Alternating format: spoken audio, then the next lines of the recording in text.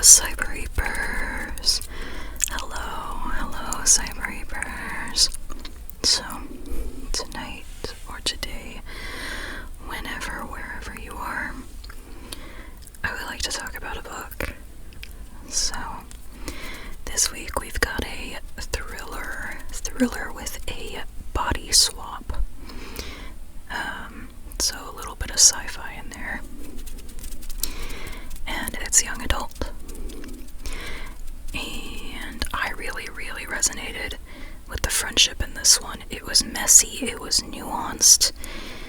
Just the friendship part was like so great, and so that's why I'm particularly excited about to talk about this book. So, what is this book? It is called Out of Body by Nia Davenport. So this is, I believe, my second book that I've read by Nia Davenport, and this one I think came out sooner than what was the title of the other one? Love Spells Trouble. That's right. So yeah, I really liked that one, and I really like this one. They're very different books, but both are really enjoyable. So let me talk about why for this one, right? So we start with our main character, Megan. Now Megan is just she's living her everyday life as a teenager. She hasn't quite figured out, who she wants to be, and that's okay. You're a teenager, you're going through life, you're figuring it out. That's what she's doing. And she's doing it with the help of her new best friend named Elsie. So there's Megan, our main character, or our main character, and then Elsie. And they're best friends. They hit it off very quickly a few months ago. And they've been really close. They've been doing all sorts of new things together. Megan's been trying to be more outgoing and doing more adventurous things, like getting a neck piercing, just like Elsie. So, just trying to be more adventurous and out there as she's kind of discovering who she is. And that's really cool. But it's about to get very not cool for her. So, Megan and Elsie, they decide on their friendiversary after Elsie gave Megan a neck piercing to match hers. The two of them go to a party. And so they are, they're mingling, they drink a little bit, and they even do drugs. So very scandalous. But they do that, and Megan's only expecting, the usual stuff she read up on about how the drug should affect her. But it gets a lot worse than what it should be. She gets very sick, and she falls unconscious. So not good so far. Then Megan wakes up still feeling kind of sick. But she soon realizes that she woke up in Elsie's body. And Elsie, Megan's body is nowhere to be found. And so Megan, in Elsie's body, goes back to her house, trying to find her own body. But when she gets there, she finds her own body in there. It looks like Megan's in the house, but treats Megan in Elsie's body as if it's Elsie in Elsie's body. I said that a little funny. What I'm saying is, Elsie is in Megan's body. They swapped. But in Megan's body, Elsie is denying it. So it makes Megan in Elsie's body look unreliable. So that causes a bit of confusion, and Megan Megan can't sleep in her own house because the parents think Elsie is a bad influence, so they try to keep Elsie away from Megan. But what they do is keep Megan away from Elsie. So it's just like, oh no. And as more stuff unravels, Megan's going, oh my gosh, Elsie is trying to take my life, like take my place. That's horrible. I can't believe she'd do that. I feel completely betrayed. And like reasonably so. Elsie is pretending like this didn't happen, that the body swap did not happen, and is just trying to blend in as Megan. So that's where we start. And Megan's goal is to get back into her own body, you know?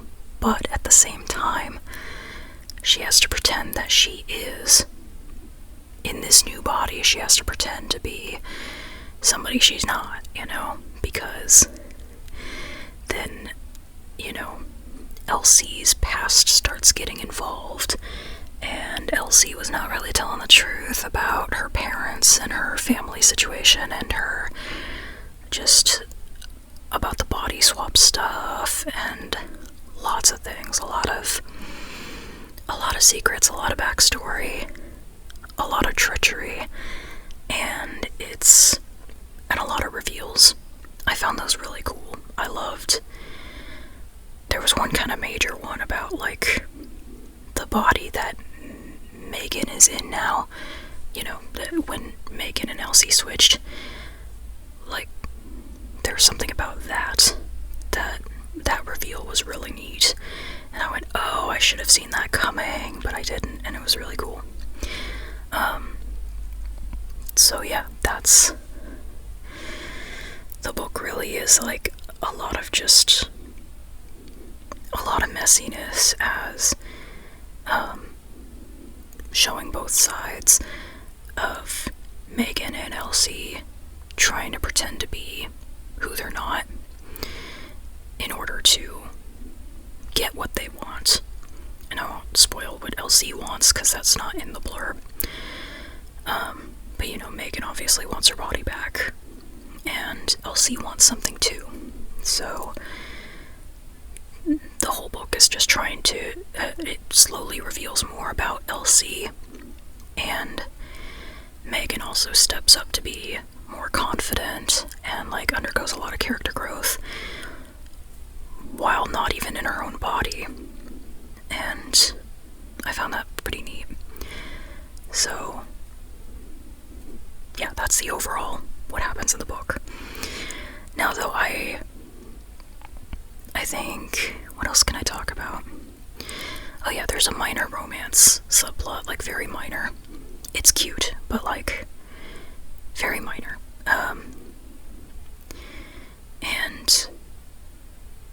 The romance part of it is minor. I think the friendship-y part of it is more there. I think, though, really the relationship between Megan and Elsie is really the most interesting part of the story. I mean, other than the body swapping part, I think their relationship, their dynamic, is really neat. It's very real, it's very messy, it's nuanced, but it's not like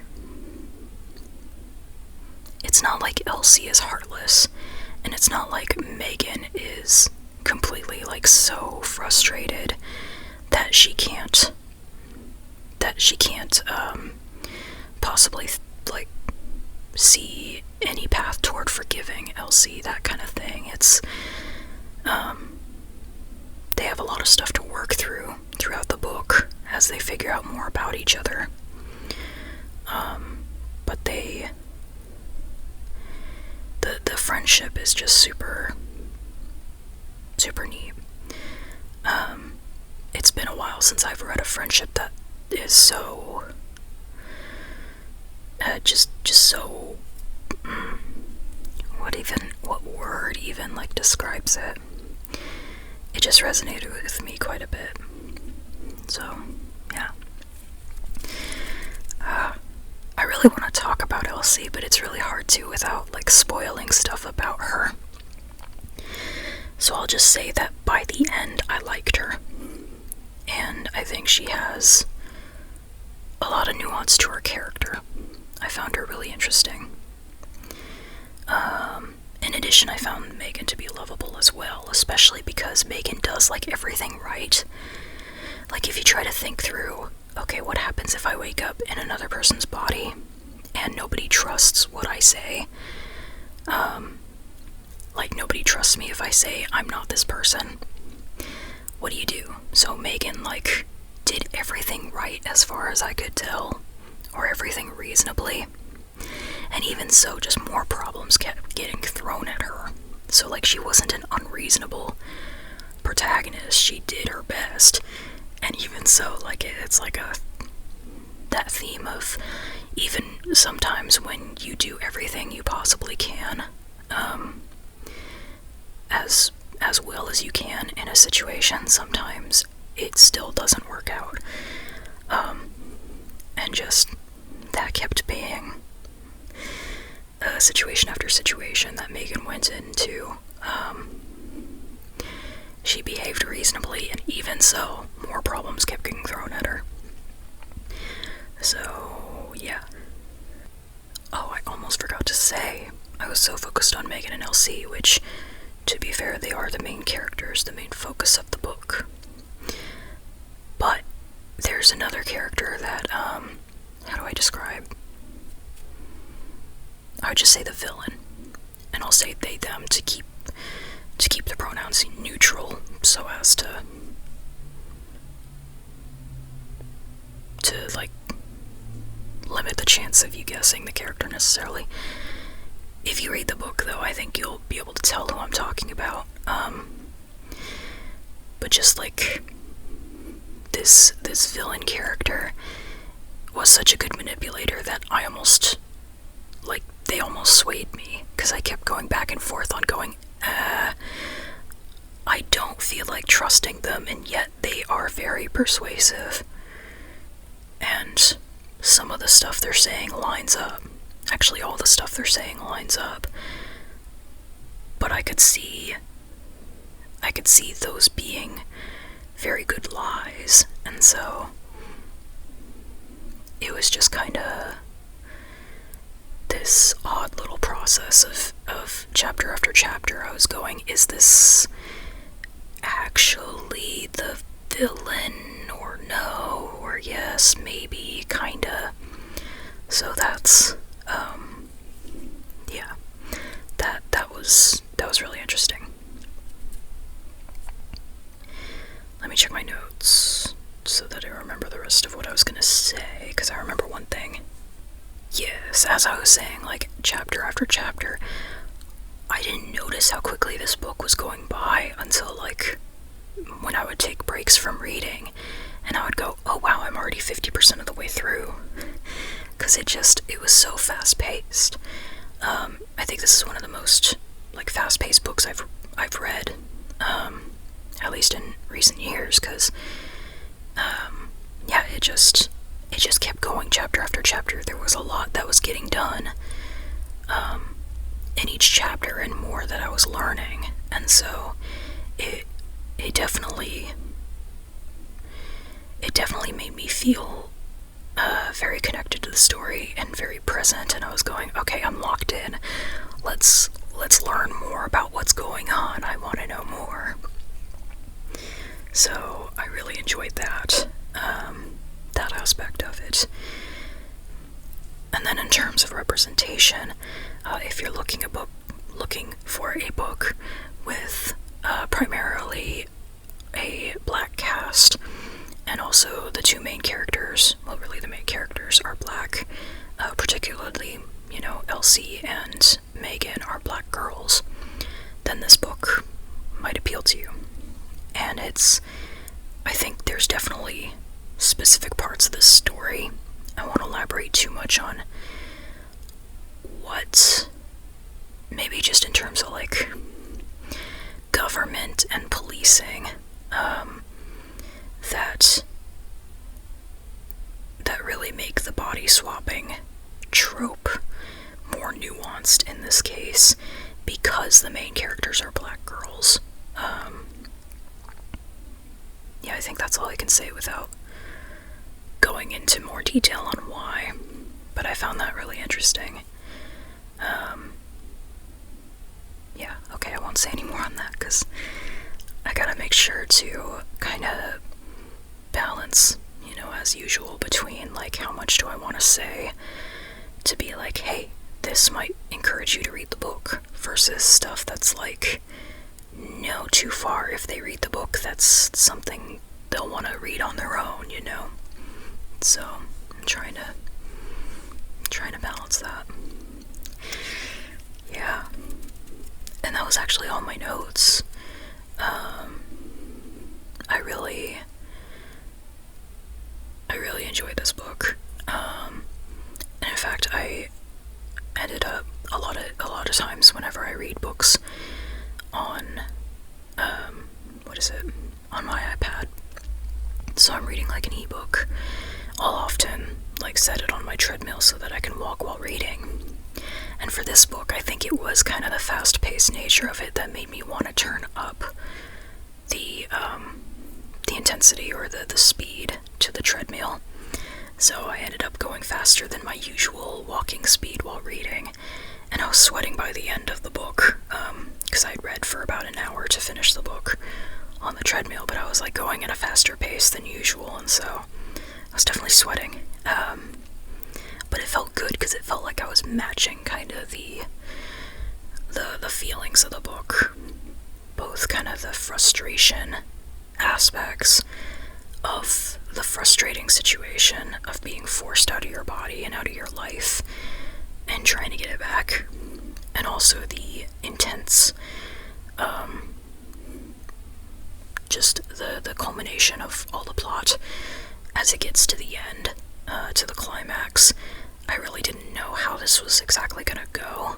I didn't know what was gonna happen to certain characters, and I was really interested in hoping that certain things would happen, and it happened, and I think the ending was very satisfying. So, yeah, and it even, like, feels like I could see there being a sequel to this. I don't know if there is. I couldn't find one, I don't think. But, like, if Nia Davenport ever decided to come back to this, I think it would be, I could see it being, there being an avenue for more stories after this one, but it also closes up pretty nicely, so I think it works plenty as a standalone as well. And it's just, yeah, I felt like I read this book so quickly, even though I didn't, but just because it was so, it just kept moving. I really didn't imagine it would feel like I spent barely any time on this book, but no, it took a few hours, you know, to read. So, I don't know, it just kind of felt very quick, in a good way, though. Yeah, is there anything else I feel like I should say in regards to this book? So yeah, I guess I feel like this was also fast-paced, my talking about this book, at least in comparison to other books I've talked about, because I feel like there's not much else I can say beyond the premise and the few points I've said, because I think it really is mostly you just gotta experience it from there. You just gotta go into the book.